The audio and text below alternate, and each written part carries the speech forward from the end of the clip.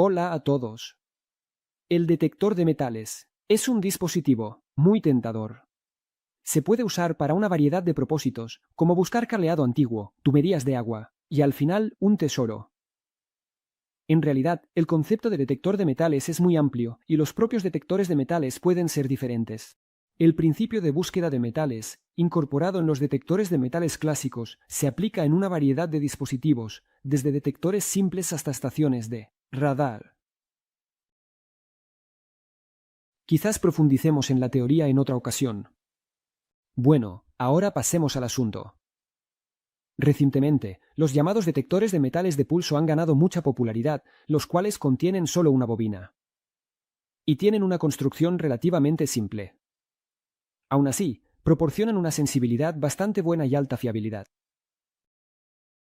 El detector de metales de pulso funciona según el principio de recepción-transmisión. La bobina de búsqueda en tal detector de metales puede funcionar en dos modos, recepción y transmisión. La señal emitida por la bobina genera o excita en el metal corrientes de Foucault, que son captadas por la misma bobina. Diferentes metales tienen distinta conductividad eléctrica, y muchos detectores de metales pueden reconocer esto con bastante precisión, determinando qué tipo de metal se encuentra en el suelo. El esquema del detector de metales que se presenta se encuentra muy a menudo en la red, pero hay muy pocas construcciones fotorrealistas y reseñas, por lo que se decidió replicar el esquema para entender de qué se trata. Solo se requería de micrear la placa de circuito impreso y soldar todos los componentes. La propia placa de circuito impreso resultó ser bastante compacta. Está hecha mediante el método LUT. Para aquellos interesados, en la descripción debajo del vídeo encontrarán un enlace al archivo del proyecto con el archivo de la placa de circuito impreso en formato LI, así como el esquema, la lista de componentes y todo lo demás. El esquema presentado tiene muchas ventajas. En primer lugar, la presencia de una sola bobina.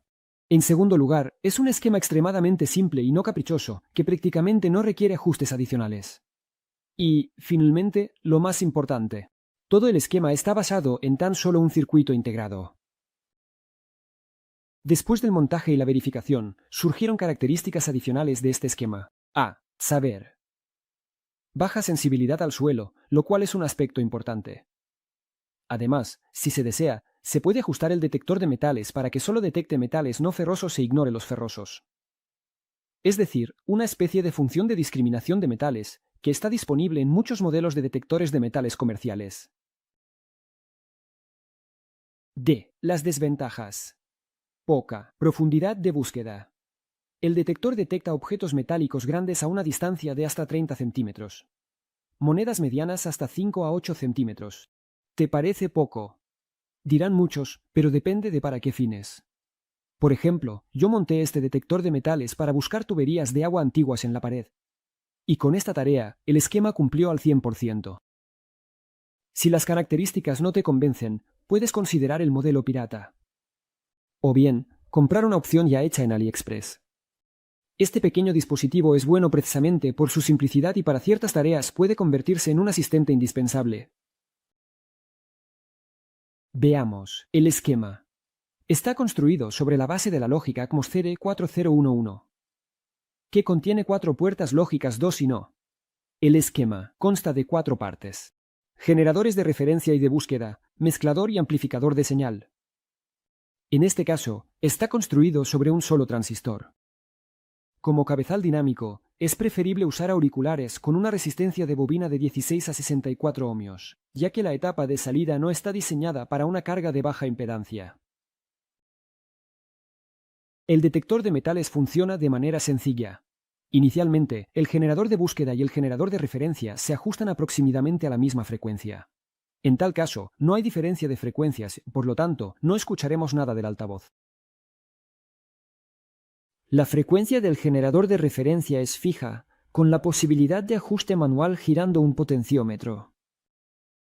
Sin embargo, la frecuencia del generador de búsqueda o generador de búsqueda depende en gran medida de los parámetros del circuito LC. Si un objeto metálico se encuentra en el campo de visión de la bobina de búsqueda, se altera la frecuencia del circuito LC. En otras palabras, cambia la frecuencia del generador de búsqueda en relación con el de referencia. Luego, las señales de ambos generadores se envían a un mezclador. Su diferencia se destaca en forma de una señal de audio, se filtra y se envía a la etapa de amplificación, cuya carga es un auricular. Bobina. Diré de inmediato que cuanto mayor es el diámetro de la bobina, más sensible es el detector de metales. Pero las bobinas grandes tienen sus desventajas, por lo que es necesario elegir parámetros óptimos. Para este esquema, el diámetro más óptimo está entre 15 y 20 centímetros. Diámetro del alambre de la bobina. D. Hasta mm. El número de vueltas es de 40 a 50, en caso de que el diámetro de la bobina esté dentro de los 20 centímetros. En mi caso, la bobina está reducida. Las vueltas y el diámetro son menores de lo necesario, por lo que la sensibilidad del esquema no es gran cosa. Si planeas usar el detector de metales en condiciones de alta humedad, la bobina debe estar bien sellada. Ajuste. Si al encender por primera vez el esquema no reacciona al metal, pero todos los componentes están en buen estado, lo más probable es que la diferencia de frecuencias de los generadores esté fuera del rango audible y el sonido simplemente no sea percibido por el ser humano. En este caso, deberías girar el potenciómetro hasta que aparezca la señal sonora. Luego, giramos el resistor hasta oír una señal de baja frecuencia. Luego, giramos más el potenciómetro en la misma dirección hasta la completa desaparición de la señal.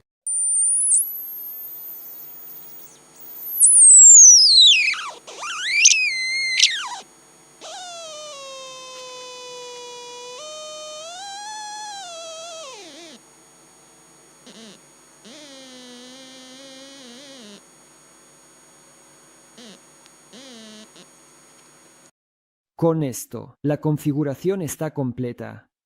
Para un ajuste más preciso, recomiendo usar un potenciómetro de múltiples vueltas o dos potenciómetros normales, uno de los cuales está destinado para un ajuste grueso y el otro para uno más fino. Olvidé mencionar que todos los trabajos de ajuste se realizan en ausencia de metal en el campo de visión de la bobina. Y al final, acercamos un objeto metálico a la bobina y nos aseguramos de que la tonalidad de la señal sonora cambia, es decir, el circuito reacciona al metal. Para mayor claridad en el experimento, utilicé un altavoz de baja impedancia más un micrófono externo.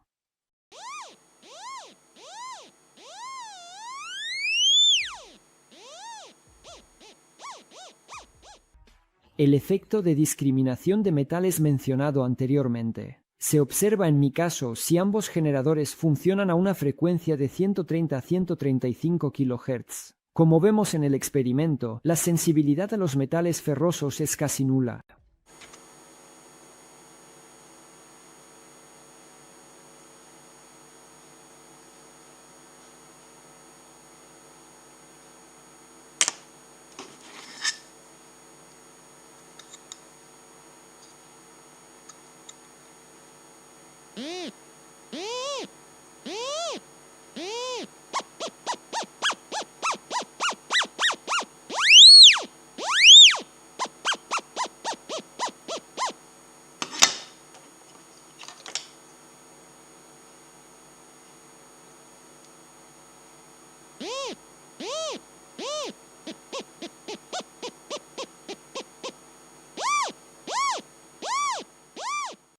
El circuito se puede alimentar con una fuente de corriente continua con un voltaje de 3 a 15 voltios. La opción óptima es usar una batería de 9 voltios del formato 6F22. El consumo de corriente del circuito en este caso estará entre 15 y 30 mA, dependiendo de la resistencia de la carga.